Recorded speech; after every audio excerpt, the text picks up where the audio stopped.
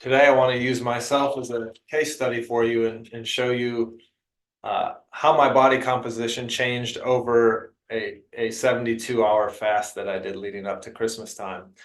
And I've done, this would be my third 72-hour fast that I've done.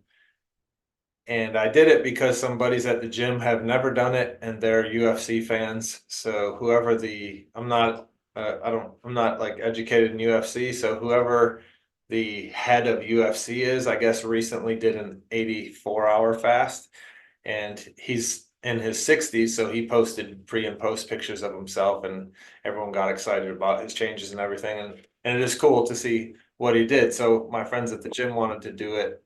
And I said, yeah, I've done it a couple times. I'll do it with you guys. And um, so we did. And if you've never done it, it's pretty interesting to do. The thing that I learned the most the first time I did it, or my biggest kind of aha moment was that I go to the cupboard a lot out of boredom. So when I can't eat, when I was fasting for 3 days, I'd find myself, in the kitchen or in the pantry, be like, why am I in here again? I'm not allowed to eat. So um, it's probably something we all do is, hey, we're home, there's nothing to do. If I open the pantry again, maybe something new will appear. So um, and your eyes might get big when you hear about a 72-hour fast. Oh, I could never do that. But really you could. And I think if you, I've done it a couple times. The first time I did it, I planned on it. The second time I did it, I didn't really plan on it. I just kind of rolled into it because I had circumstances that led to, I had fasted 24 hours already. So I was like, whatever, I'm just going to go 3 days. And it's definitely easier if you're planning on it. And once you get, if you're good getting past the hunger pangs, you actually feel good. You'll get some mental clarity, and you actually do have energy as well. So I've done three-day fasts. Every time I break it, I say I should have gone to 5 days, and at some point I'm going to do that because there are benefits to doing it for 5 days that you can't reach when you just do it at 3 days. And there are multiple longevity researchers out there who believe that everyone should do a 5-day water fast once or twice a year. And if we all did, then our longevity would skyrocket because of what happens from day, 4 to 5 that really supercharges your longevity genes and your health. So I have a smorgasbord of Inbody scans here, and what Inbody is this is a medical grade body composition scanner that I have in office, and I'll just take one page here and make it bigger so you can see. But what it does is it gets all kinds of data for us. It shows you your body weight, and then it'll break it down. It'll subtract out your body fat mass, and you can see your lean body mass, which is your bone, muscles, water. If you pull out the dry lean mass, you're left with your total body water. And that water is divided up into water that's inside your cells and outside your cells. And we want to have both.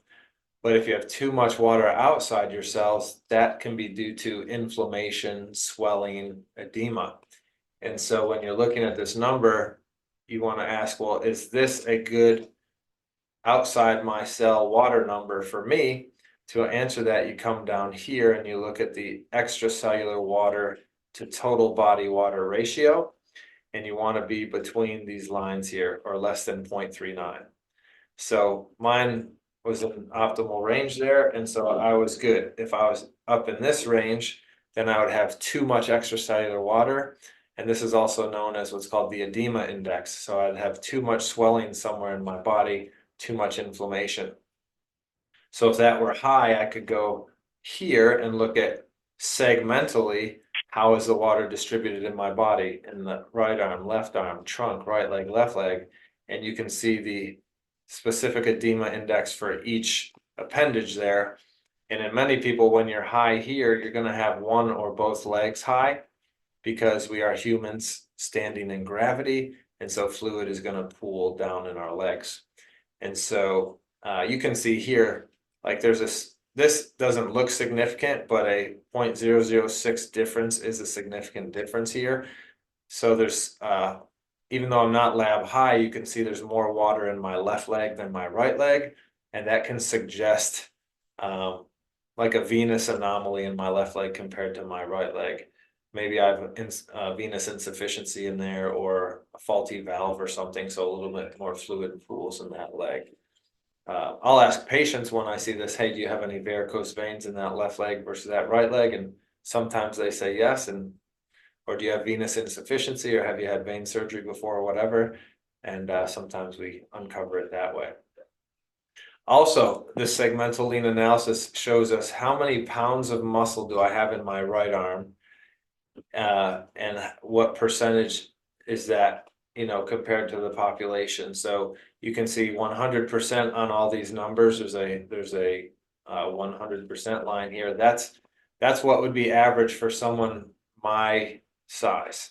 Okay, so we all want to meet at least what's typical for our size in terms of muscle, because lean muscle mass is very protective, especially as we age. The more lean mass we have, the lower the risk of falls, the lower the risk of bone loss.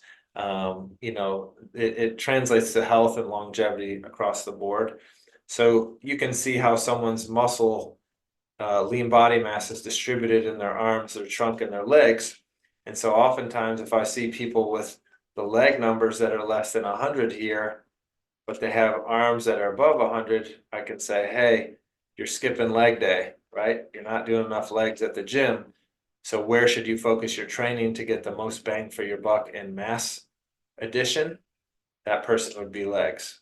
Okay, so compared to my own arms, I could use more legs as well. I've got a little bit of a chicken leg syndrome in that no matter how much I train my legs, they don't grow beyond a certain point. I do get stronger, but not bigger. So it's just, one of my uniquenesses. Another way to look at it is we can look at your body weight and how it's divided up into skeletal muscle mass and body fat mass. Okay, so of my 193 pounds, 98 pounds is muscle, 20 pounds is fat, the rest is basically water. When you're talking about body fat, that's going to be divided up into subcutaneous fat, which I communicate as that's non-inflammatory fat. That's booties and breasts. Okay, that's not metabolically hurting you. And then the other fat is the visceral fat, and visceral fat is the fat around our organs, the fat around our torso or our abdomen. This is dangerous fat if it's too high. This increases risk of diabetes, high blood pressure, heart disease, metabolic dysfunction. So at any age, we want to be below this 100 line. Okay, so if you're below this 100 line, you don't have too much visceral fat. If you're above, now you're increasing your risk for metabolic disease. So body fat percentage is listed here. For men, we want to be, below 15%. For women, it's depending on age and what we're talking about, 18 to 25, 22 to 25, kind of depends on what we're talking about there. But there's your body fat percentage. They do give you BMI, but BMI is a junk marker because it just looks at your height and your weight and tells you, tells you you're healthy or you're not, but it doesn't take into account how much of your weight is muscle versus fat. So for example, I played college football. When I was at my peak in college football, I weighed 217. And I was considered obese by BMI numbers because I was 6'2", 217, but they didn't count how much of that was muscle, and it was basically all muscle because my body fat was about the same then. So don't judge yourself by BMI, judge yourself by these other indicators. And then another good marker here that this technology gives us is your basal metabolic rate. So here's the calories I'm burning each day, just that baseline. So if I'm in a coma, that's what I'm burning. So I need to, replace that each day. Thankfully, I'm not in a coma. So I'm burning this plus more when I'm thinking and exercising and being a dad and a husband and a doctor and all that. So for me, the 2,000 calorie a day recommendation from the government would not be enough for me, Okay, I wouldn't be able to train and build muscle and grow if I was only eating 2,000 a day. But if you're a female on the call and we did your scan and your number here was 1,400 at baseline, well, if you're eating 2,000 a day, that might be too much for you. And you'd be adding, 3,500 calories is 1 pound, right? So if you're eating 2,000, if you only burn 1,400 a day, but you're eating 2,000 a day, that means every 8 days you're adding a pound of mass. So following that government recommendation of 2,000 calories a day, if you're not burning them and you're only burning 1,400 a day, you're getting 600 extra a day. Every 6 days would be 3,600 calories extra. That's a pound extra every 6 days for you. So knowing what your specific BMR is helps us say, okay, here's what you're burning in a coma. You need this plus some, and we could make that specific for you. And then the last marker that's really cool on this technology is called whole body phase angle. You've probably heard of leaky gut if you've read one health blog in your life. And so this marker is not about leaky gut, but I communicate it similarly. This is about your cellular health, the health of each cell in your body, or the health of the cells of your body on average. Well, you are made up of trillions of cells. So the healthier your cells are, the healthier you are. So I communicate phase angle when it's unhealthy as leaky cells, okay? The research wants us above 5.4% is optimal. Below 4.4% is lab low. And this is associated in the research with cancer risk, cardiovascular disease risk, COVID severity, all kinds of different risk factors. So there's a primer on the Inbody scan. And so as you can see up here, this was my scan before I started the 3-day fast. Okay, so this was December 19th at noon. All right, and so I made this because I wanted to follow what happened to me in the 3 days. And there's the technology is cool because each scan you have, it'll plot on a graph here so you can follow trend lines and certain things. So this was at the start at 42 hours here. Let's do side by side with these two.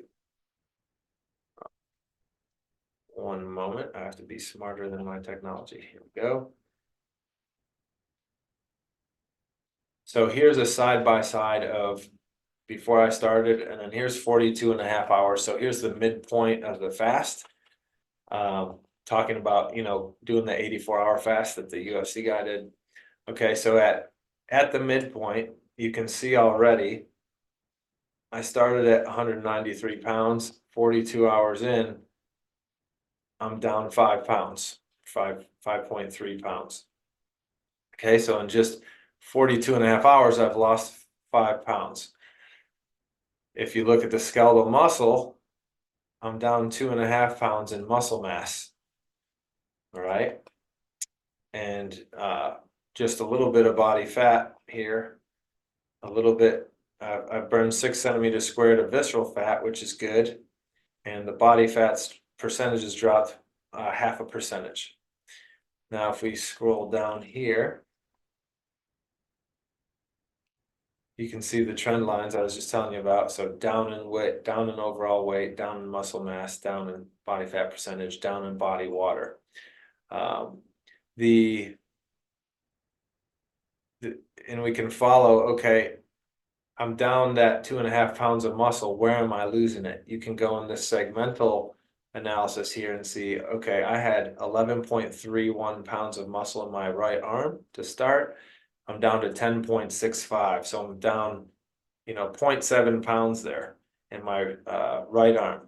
My left arm, similar, 11.4 to 10.8. I lost, so I was at 80 down to 77. So losing some trunk size as well. So overall shrink in the legs are pretty much preserved, which is good because I told you I have chicken legs. I don't want to lose a lot there. All right. And then look at my metabolism.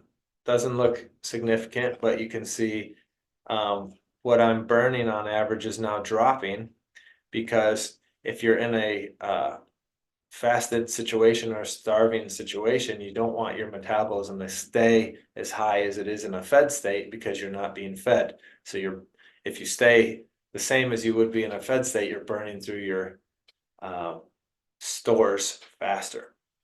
So that's at the midway point, down 5 pounds. Let's keep this one. We'll shrink, take the initial away, and now we'll add me at 68 hours here.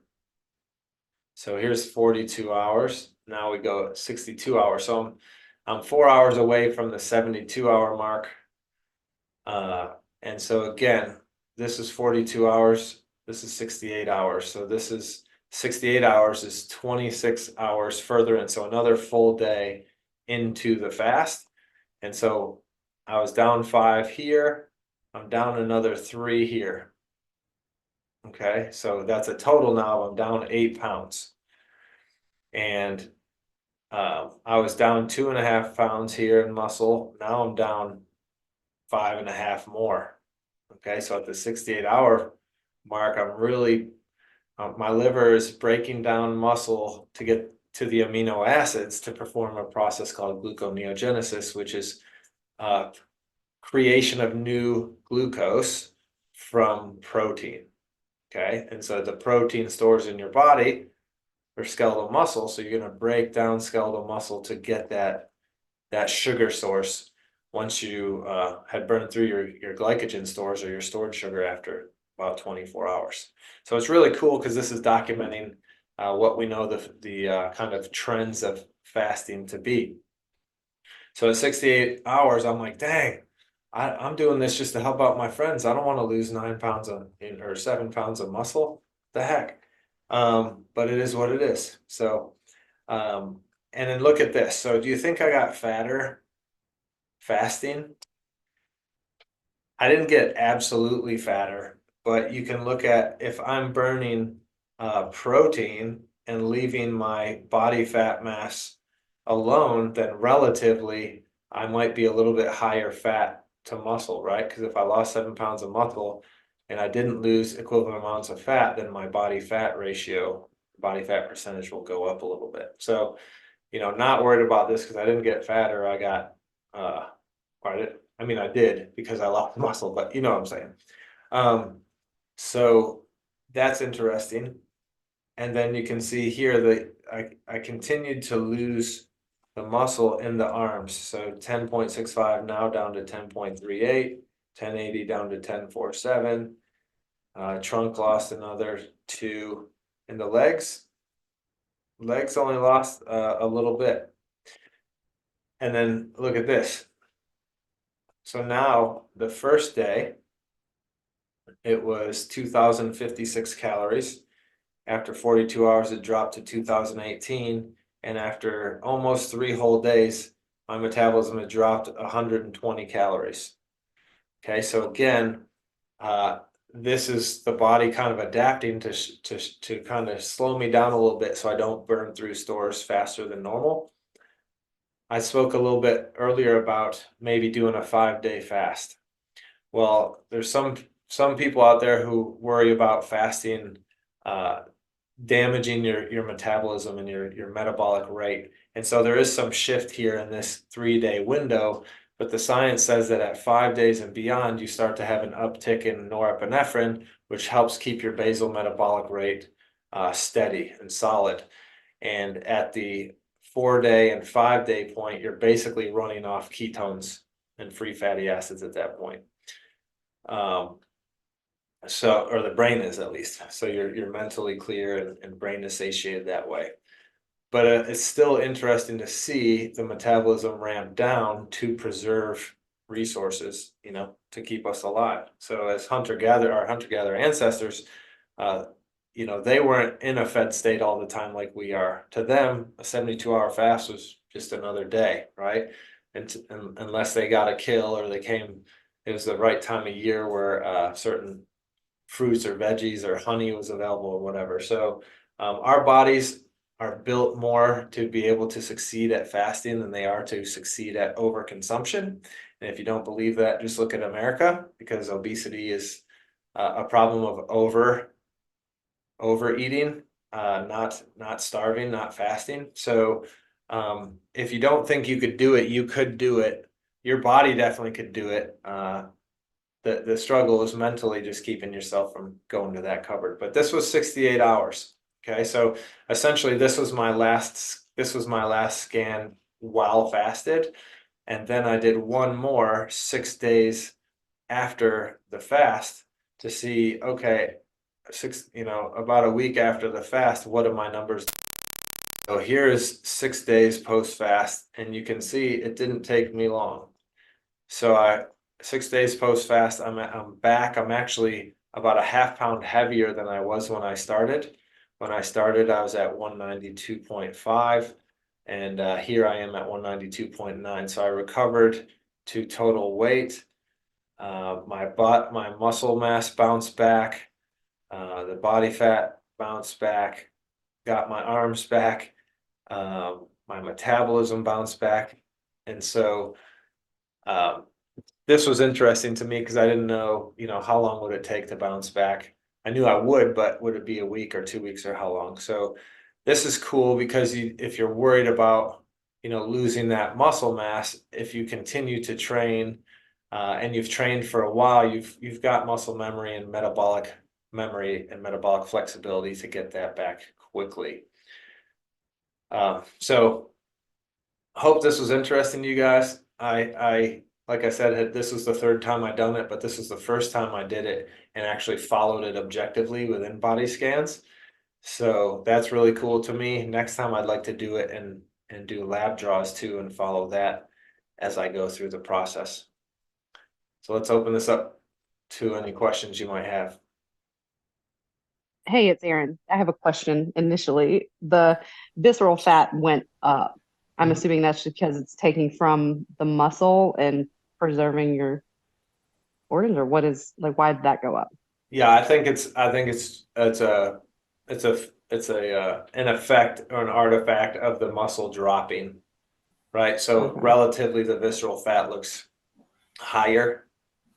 Same as the body fat, right? Yeah, Like that one. Okay. yeah, because now when I add the muscle back, I'm right back at the right visceral fat or the beginning Right. visceral fat. So if I pull that day up here, uh, so here was the first day. So this is start, and I'm right there. So yeah, I think it was more if you move muscle, your fat looks fatter. That makes Makes sense. sense. So Yes. like that's the whole skinny fat thing, right? So our Yeah. society will say you look at someone skinny and you say they're healthy, but you really don't know unless you've got a body composition workup like this, because you could be a skinny person with low muscle mass, and so you're skinny fat because relatively you've got more fat than lean muscle, and that's the nerd term for that is called sarcopenic obesity, but culturally we say skinny fat.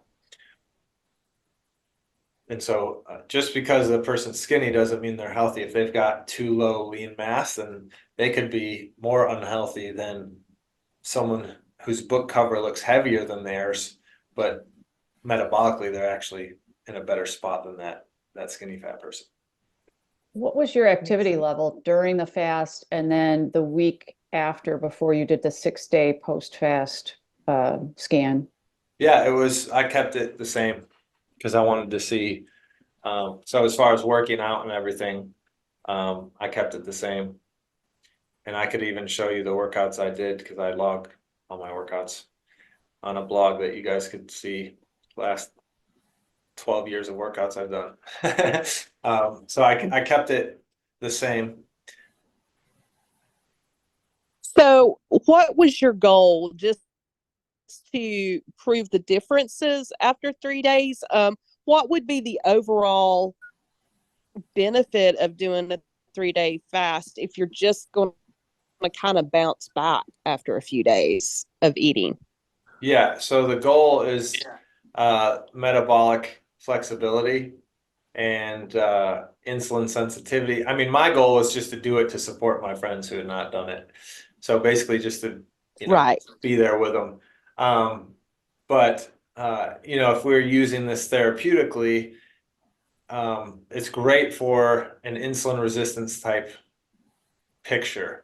So anyone with insulin resistance, prediabetes, diabetes, anyone seeking to work back towards a more insulin sensitive state, fasting is helpful. Now, to your point, Vicky, if you're insulin resistant and you're doing this for 3 days and you're going to go back to your insulin resistant lifestyle, that's not really the best thing to do.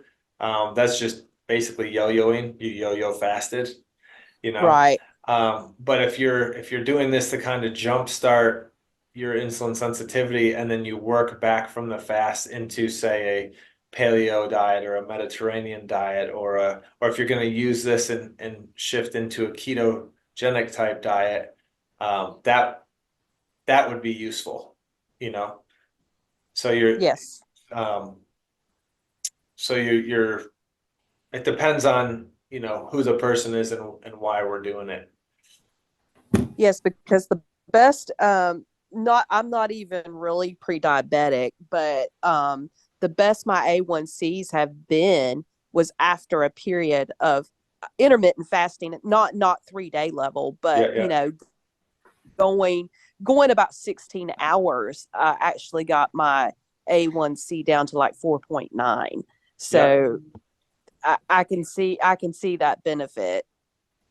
Yeah, absolutely. And I'm actually doing a certification, or I don't know, like a class, not a class. It's bigger than a class, but not a certification. A study course on integrative cancer right now, and there's a lot of talk about, you know, cancer loves sugar, right? And so all cancer patients should be on a carbohydrate restricted diet of some sort. And it varies as to what that looks like depending on the cancer and the aggressiveness and things. But essentially, there's this rule of fives. They call it 5 to thrive. And you want your A1C less than 5, your fasting insulin less than 5, your glucose to ketone ratio less than 5.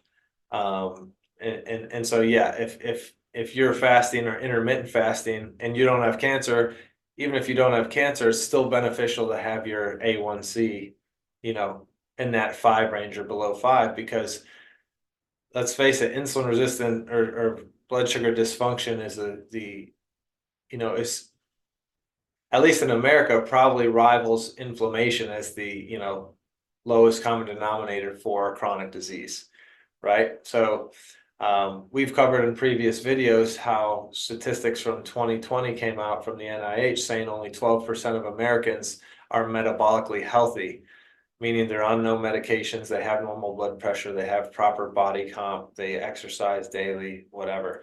And so since COVID, that number is actually projected to be less than 5%. So, you know, as a culture, we could benefit from implementing fasting principles on some level, and lowering that A1C and that average insulin on some level, you know, for 95% of the population. Did you do any special transition to go from fasted state to fully feasted state? Oh, that's a good question. Yeah, it is a good question, and it's a common one. And because I did, the other 2 times that I did it, I did not. I just jumped back in and I was fine. But I also eat paleo all the time, so like that's not the same as going back to a standard American diet. But if it's your first time fasting, you should work your way back in. So what I did this time, just because I'd never done it before, is I did, when I was breaking the fast, I did just branched chain amino acids, which are valine, isoleucine, and leucine, and those are the 3 amino acids that help build muscle mass the most for you. And so what I did was I drank a branched chain amino acid drink. I waited 45 minutes, and then I drank a 100% grass-fed beef protein shake. So that was 30 grams of protein, and I waited 45 minutes, and then I had 2 gluten-free waffles and 3 eggs. So I kind of dripped amino acids, protein, and then went some carb, protein, fat. I have a couple of questions for you. Hmm? This is great information, first of all. Thanks. And as far as the benefits, isn't the autophagy, the mitochondria, and kind of the renewal of that a great benefit to the long-term fasting? Yeah, absolutely. Cleaning process in our cells. So, in a fed state, you don't reach autophagy. So the only way to get to autophagy is to fast. And when you fast long enough to get to autophagy triggers house cleaning in our cells. So essentially, if you look at a cell as your office that you work at, I'm sure there's people at your office who are dead weight. They're there collecting a check, but they're not really contributing as much as their seat warrants. And so if autophagy came through your office, they would clean those people out, right? And so there'd be less employees in your office, but you'd keep the efficient high performers. And so that's what fasting is doing when it triggers autophagy, is you're going through your cells and you're cutting the dead weight, or you're cutting the low efficiency workers in your cells. And by doing that, you're raising the overall efficiency of a given cell and your body as a whole if you're doing that across all cells. And then more specifically, there's a form of autophagy that occurs in the mitochondria called mitophagy, which is the same thing. It's just happening in the mitochondria, which are the powerhouse of your cells. They're making all your ATP energy. They also orchestrate genetic expression, immune system function, all kinds of things. So if we're never in a fasted state, we're not getting the benefits of that. And that the autophagy and mitophagy are two of the keys as to why some of these longevity researchers, as I said in the beginning, state that if we would do a 5-day water fast once or twice a year, all of us would get a big spike in our longevity processes, because that 5-day fast or that 3-day fast is promoting the autophagy and the mitophagy and the house cleaning and the insulin sensitivity and all kinds of physiologic functions. Yeah. And you really do feel better. Yep. Yeah. I have a couple of questions about the Inbody. The one is, did it include your brain? Because that's mostly fat, right? So did it include that, or is it just your body? And the second question is, like when I get a body scan done, there's a certain amount of radiation that I receive. Does this put off any radiation? Great questions. It does include your head, your whole person. Yeah. So if you've got a big head like me, then that probably hurts your numbers a little bit. But there's the fat brain in there, and then there's a lot of fluid in there too, the cerebrospinal fluid. So yes, that does count. And then as far as radiation, there's no radiation from the Inbody. The Inbody is bioelectrical impedance, so it's sending electric current through you, not using radiation. And Oh, that's good. yeah. That's good. So unless, we don't do it on pregnant people, not because, probably nothing would happen, but you don't want to be the person that's blamed if something does. And then we also wouldn't do it on anyone with electric implants, like a pacemaker or a deep brain stimulator in Parkinson's disease or something like that. But otherwise, and if you have an amputated leg or an arm or leg, then we couldn't do it because the machine is built to send it through the 4 different appendages. But otherwise, yeah, we can do it on anybody else. And you do that, like people can go in for an appointment to get that done? Yep. What about somebody who's had like a mastectomy, breast cancer? That's fine. Okay. Yep. And then if someone has breast implants, that those kind of, like my brain is adding weight, the implants do too, but that's not really a big deal because they're going to be there probably the next time you get a scan too. So it's averaged in, right? But for kind of the Inbody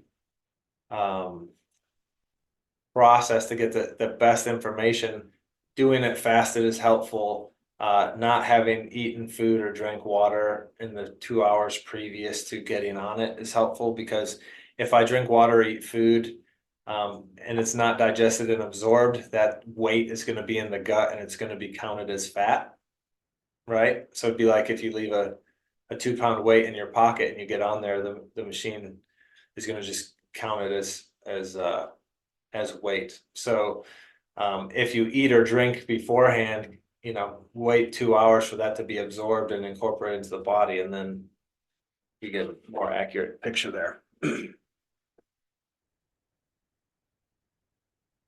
So good stuff. I thought this would be interesting for you, and I talked about the cancer learning that I'm doing, and so can you guys see my notes here? Where it says fasting Yeah, phases? can see Okay. it. Okay, cool. Thank you. So this is the breakdown of the phases and why you would want to do potentially the 5-day.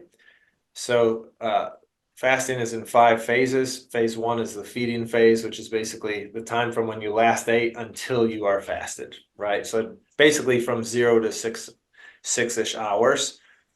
Phase 2 is the post-absorptive phase, where that's 6 to 24 hours after you've started fasting. So here's where your insulin levels start to drop, Vicky. So Vicky was talking about doing 18-hour or 16-hour intermittent fasting. So she would be every day getting into that phase 2 or that post-absorptive phase that allow the insulin levels to start to drop.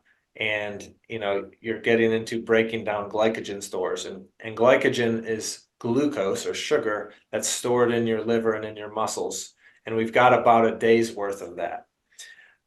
So then after you've burned through that in that 24-hour window, you change over to phase 3, which is that 1 to 2 day window, 24 to 48 hours after starting the fast, and that's that gluconeogenesis I talked about, where the liver's breaking down your proteins into amino acids and using those amino acids to make glucose for energy. And then phase 4 is ketosis. So now you're 2 to 3 days fasted, and now you're using ketones. So you're shifting from a sugar burner to a fat burner.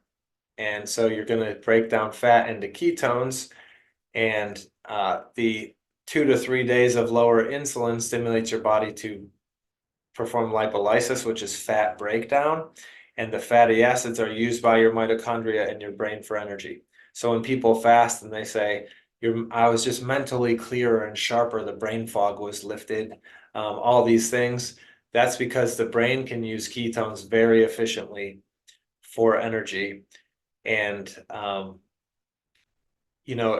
dementia is considered by some type 3 diabetes, insulin resistance of the brain. And there's studies and books out there about doctors that have used ketones for dementia patients and coconut oil and a ketogenic diet. And these patients, they get their family member back because they're letting that insulin drop, the brain's using ketones, and they're moving towards a more metabolically healthy state. So as I say here, by day 4, the brain is almost entirely fueled by ketones, and this is helpful for any neurological disease. So again, dementia, multiple sclerosis, epilepsy, seizures, Parkinson's, you name it. So the ketogenic diet was actually first used therapeutically for epilepsy patients. And so it was born for neurologic disease. And then phase 5 is day 5 and beyond, and that's the protein conservation stage, where the body starts releasing higher levels of human growth hormone to maintain muscle mass. And then your basal metabolism, like I said earlier, is maintained by free fatty acids and ketones. And an increase in norepinephrine prevents that metabolic rate from lowering further. So that's this number here, from lowering further and actually, breaking your metabolism. So again, those researchers said if we all employed a 5-day water fast twice a year, our longevity would skyrocket. Why? Because of multiple things we've talked about today: better insulin sensitivity, more autophagy and mitophagy, and the use of ketones as fuel. I Any have other? one last Yeah, go for it. question about the fasting. My issue with fasting sometimes is headache. Mhm. Is there anything I can do to mitigate that? Yeah, look at hydration and look at electrolyte levels. Okay. So salt specifically, like Okay. your sodium, potassium levels. And so that's a problem. Okay.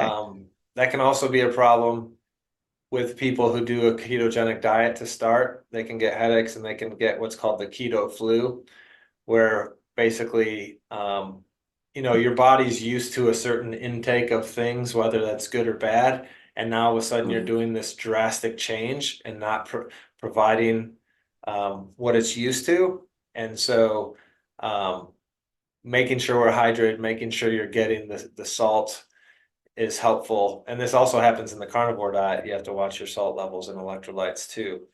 Okay. So, think about it, even though you're taking a healthier step, a standard American diet, people eat way too much salt, right? Like 4 to 6 grams a day. And really all we need is about Mhm. 1.3 a day. So if you move ketogenic or carnivore or you're fasting, like a 3-day fast, if I was eating a standard American diet, I went from 6 grams a day to none, right? So that's a Mhm. huge swing, and I may develop a headache or something. So what you could do is just drip some salt in there.